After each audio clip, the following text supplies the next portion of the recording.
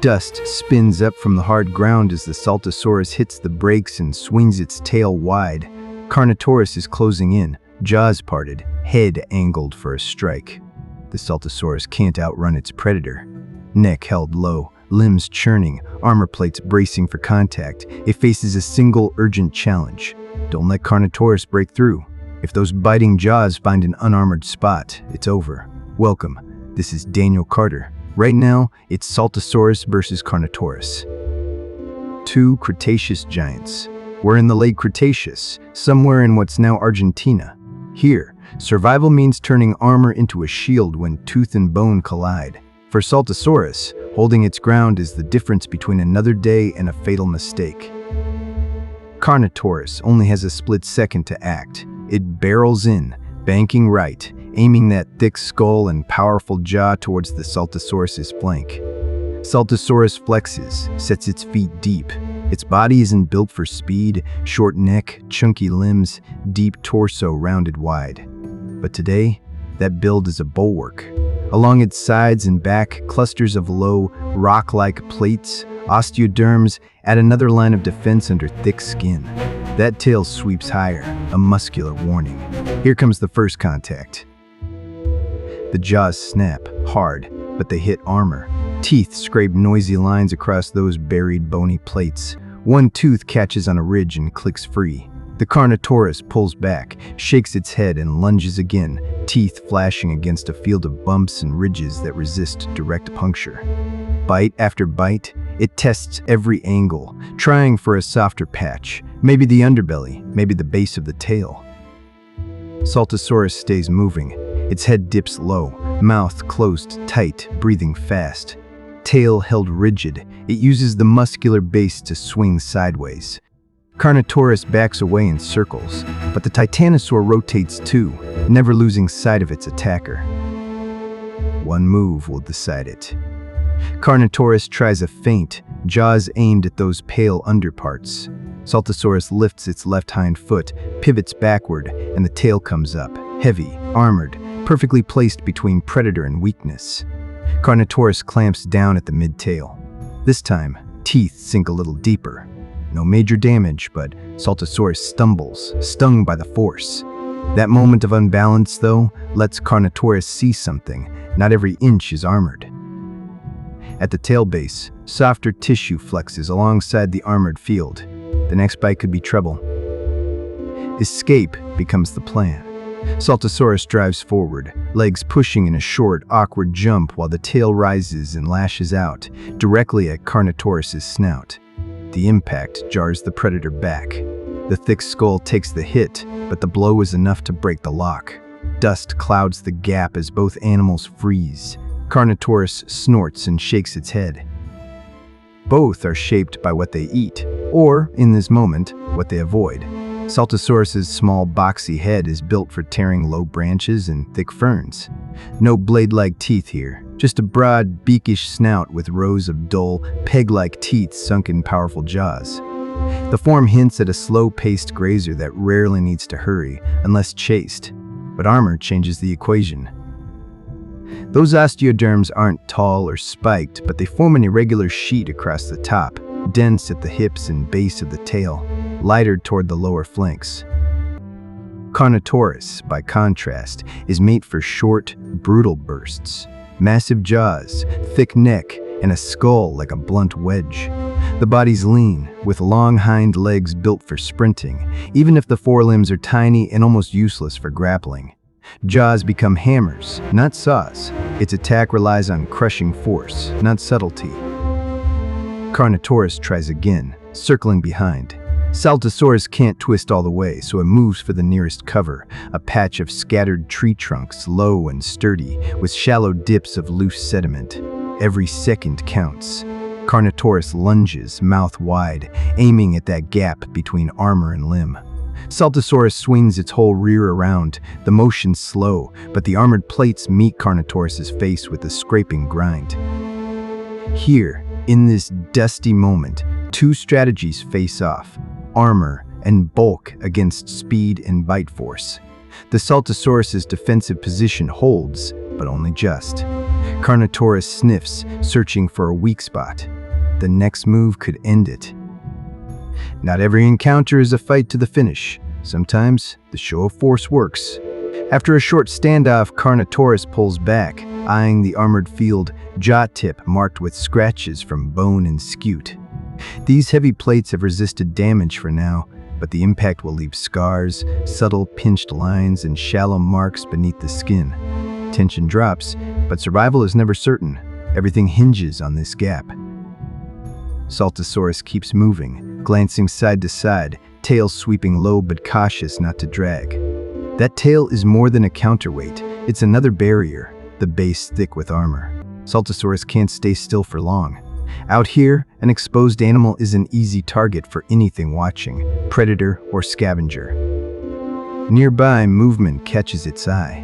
Not Carnotaurus this time, a smaller predator, likely dromaeosaur-like in form, slips between patches of ferns, hoping for a scrap left behind. The bigger Carnotaurus pivots, chuffs once, and sends the smaller hunter back into hiding. Saltasaurus stands its ground again, but the point is clear. Predators come in waves, not one-on-one. Each is hungry, and every encounter leaves animals marked by the struggle. Nothing happens by chance. Saltasaurus tests the ground, broad feet spreading weight among the compacted dust. Its osteoderms, unique among sauropods, make a difference only if the animal can keep those plates between itself and its attackers. It moves with a side-to-side roll, wide torso ensuring the heavy plates are always facing out. Cropping at low plants, it shreds stalks with dull teeth, but always stays alert for the heavy footfall or the snap of jaws coming from behind. The wind picks up, kicking more dust along the open flats. Saltasaurus heads toward a depression where shallow water once stood, a favorite place for grazing and, for scavengers, searching. Signs of past struggle are everywhere. Patches of pressed down ferns, broken twigs, and the faint outline of a tail drag from a previous animal. Here, the story of ancient conflict gets written into the ground itself. In one spot, a bone fragment sits half-buried, a chunk of vertebra, its surface marked by parallel grooves and a few deep punctures. Nothing fresh, no sign of Carnotaurus in the act. But this is what paleontologists will someday study. Bite marks that match a jaw, evidence that a predator tested an animal's defense. In the fossil record, patterns like this help to unlock which predator attacked and whether the prey survived. The spacing, the depth, the angle, all clues hidden in bone and plate. Sudden alarm, Carnotaurus is back, this time trying from the opposite side, using a quick dash across open ground. Saltasaurus braces, plants itself as low as possible, tail up and ready. Carnotaurus skids to a halt just short of contact, jaws wide in an open-mouthed display. This is a show, an intimidation bluff.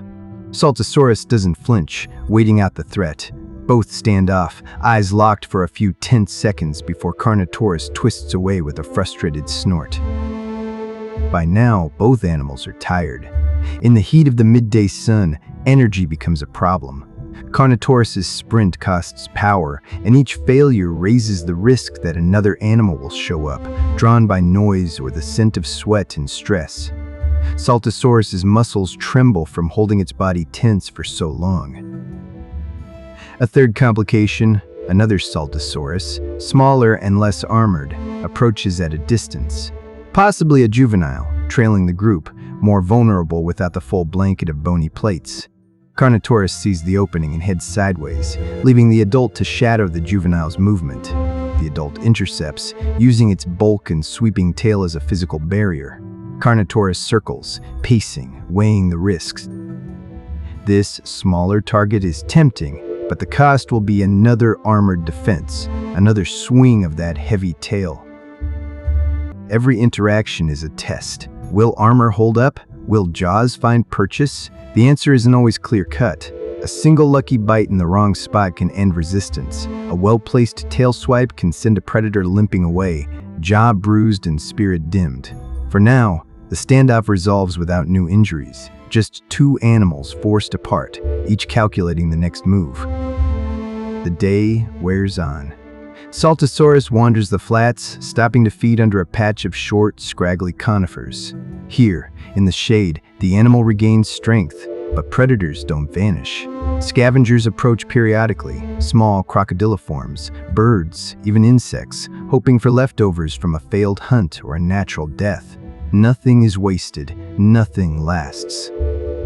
Later, as shadows lengthen, Saltasaurus encounters a spot where bones from another large animal rest in the sand. The scene is quiet now, but the story is written in the marks. Tooth grooves curve around one heavy osteoderm, shallow but bite-shaped, while deeper punctures hint where a strong jaw pressed harder. These are old wounds, signs that armor can't block everything. Sometimes the bite gets through, sometimes it glances away. Here, the struggle plays out in fossil form. Back among the living, Carnotaurus lingers nearby, pausing to nose around a patch of disturbed earth. Nothing fresh, just a scent trail and hope. With no clear target, it moves on, energy spent, forced to scavenge or wait for a weaker prey. The bite marks it left today, shallow, scattered, maybe a chipped tooth, might heal or remain as a memory in bone, discovered millions of years later. As dusk begins to settle and the temperature dips, Saltasaurus rejoins others of its kind at the edge of a sandy wash. The group's presence raises confidence, but each animal bears marks, scars on tail and hip, clusters of osteoderms roughened by encounters past. Some have fresh scrapes, others show faint patches where the skin grew thick and tough again after a failed hunt. These aren't trophies, they're evidence that the fence works, sometimes. Each move in these battles leaves a mark, sometimes a story for the future. Near the end of the day, another threat looms. Not a predator, but exhaustion. After hours of alert stance and short, fast sprints, Saltasaurus slows. Muscles heavy, breathing rough, it finds a firm patch of dirt and drops to rest, sides heaving, armor plates cooling in the early evening. Fatigue is an equalizer. Even the best armor is useless if the animal can't move. The group huddles, tails out, heads low. For now, all is still. Carnotaurus may try again tomorrow. Fresh marks might be left across the landscape, teeth against armor, tails against jaws. Each event builds the picture paleontologists later tease out from scattered bones and fossilized bite traces. They'll measure grooves, compare tooth spacing, and look for patterns that tell who failed, who survived, and which strategies worked. There's no guarantee in these encounters. Armor tips the balance, but only when used right. The proof sits in the fossil record, osteoderm fields marked with grooves, tailbones punctured by powerful jaws, little by little, building a record of attempts, standoffs, and the rare moment when a predator gets the advantage. One more time before night falls, Saltasaurus steps out, tail swaying high, body broad, armor fielding every possible angle. Carnotaurus isn't in sight, but that doesn't mean it's not watching. Out here, danger is rarely gone. It's only waiting for the next gap, the next moment when armor and bite meet again. Thank you for joining me on this journey through the Cretaceous wilds. I'm Daniel Carter. Every struggle leaves a clue, and even if the outcome is never certain, one thing endures. In this land of armor and bite, survival is always a moving target.